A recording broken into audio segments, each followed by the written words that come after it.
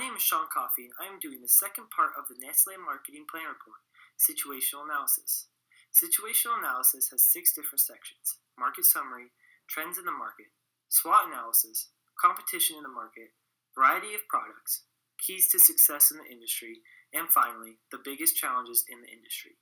Situational analysis is important for Nestle, as it is a collection of methods that managers will use to analyze the company's internal and external environments to better help understand their consumers, the business environment, and the company's capabilities. Nestle operates in a fast-moving consumer goods market. The FMCG market is the largest combination of consumer goods with product categories ranging from home, health, personal care, and food and drinks. The FMCG market is very large and is constantly growing. Consumer awareness, easier access, and changing lifestyles are some of the key parts to the growth in the consumer market. With consumer focus turning toward agriculture, education, and healthcare in the FMCG market, it is projected to grow substantially in the near future. There are several relevant trends that affect the FMCG market. To begin, growth in e-commerce is expected to continue in the near future. E-commerce can be very beneficial for Nestle, as it does not limit their consumer market like selling the products in physical stores does, and it costs significantly less to make and ship their products. Another trend is consumers wanting premium products at their convenience. The demand for high-quality products that can be shipped to the consumer quickly is rising, and any company that does not adjust to these demands will be left behind in the FMCG market. Millennials will have their own trends and impacts on the FMCG market, as their demands and expectations will be different than any other consumer group. The final trend that will impact the market is the demand driven by population density.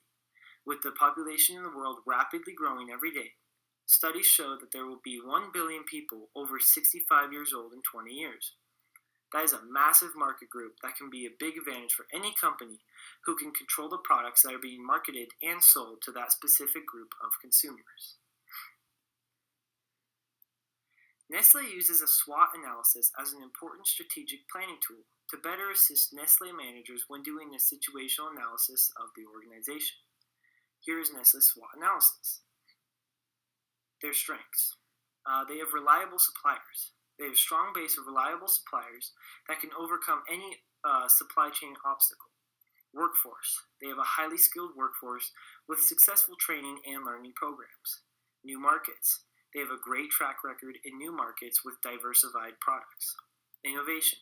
They have a successful track record on developing innovative products. And market strategies. They have a strong marketing strategy that works for a target market. Their weaknesses. Investments in technology. In order for the company to expand, they need to invest and focus more on new technologies to stay ahead of the game and other competition. Workforce turnover. Compared to other organizations, Nestle has a high workforce turnover rate. And finally, demand forecasting. They don't have a very good record of getting ahead of the demand for a market. Opportunities. Economic uptick. The whole industry is increasing, and Nestle has the opportunity to be the market leader. Environmental policies. New policies could create a level playing field for all companies. Decreased cost of shipping. Traveling is now easier than ever, and so is shipping. Nestle needs to take advantage of this.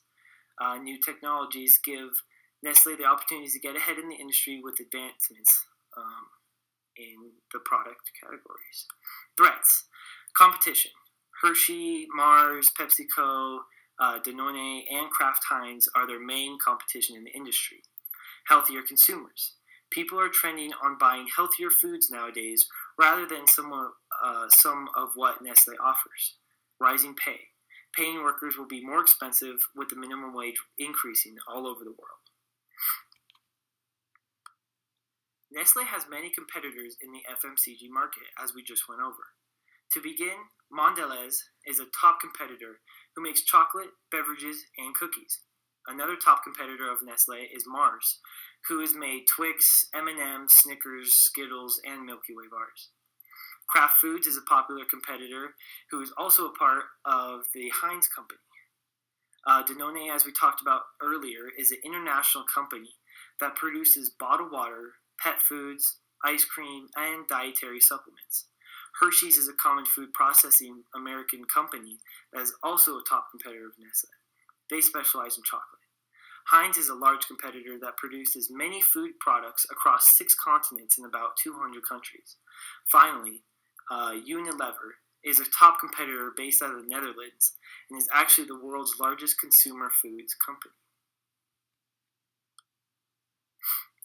Nestle offers a wide variety of products: baby foods such as Cerelac or Gerber, bottled water such as Pierre or Nestle Pure Life, cereals such as Cheerios or Fitness, chocolate and confectionery such as Aereo, Toll House, or Smarties, coffee such as Nescafe, Decafe, or Nescafe Gold, beverages such as Nesquik, Coffee Mate, and Nestea, food such as Chef Mate or Cuisine, healthcare such as Boost or Peptamen, ice cream such as Dreyer's or Haagen-Dazs, and finally pet care such as ProPlan or Cat Chow. There are 4 keys to sustaining success in the FMCG market. Perfected mass marketing, brand building, and product innovation is the first key. This capability achieved reliable growth and gross margins that are typically 25% above non-branded companies.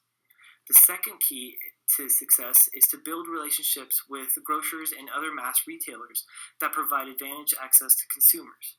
By partnering on innovation and in-store execution and tightly align their supply chains, FMCG companies secured broad distribution as their partners grew. Small competitors lacked such access. The third key to enter developing market early and actively cultivating their categories as consumers became wealthier. This proved a tremendous source of growth, generating 75% of revenue growth in this sector over the past decade. Finally, the last key is to design an operating model for consistent execution and cost reduction. Most have increased centralization in order to continue pushing costs down. This synergy-based model has kept general and administrative expenses to 4 to 6% of revenue. Nestle faces several challenges in the FMCG market. First is technology explosion. Every company will have the latest technology in the industry, and it will be a challenge to keep up with it. Second is regulation. Countries all over the world have added regulations, and it could affect the production and distribution of Nestle products. Finally, online shopping. Smaller retailers can enter the market and compete with large companies like Nestle. Thank you for listening to my presentation. I hope you have a fun and safe summer.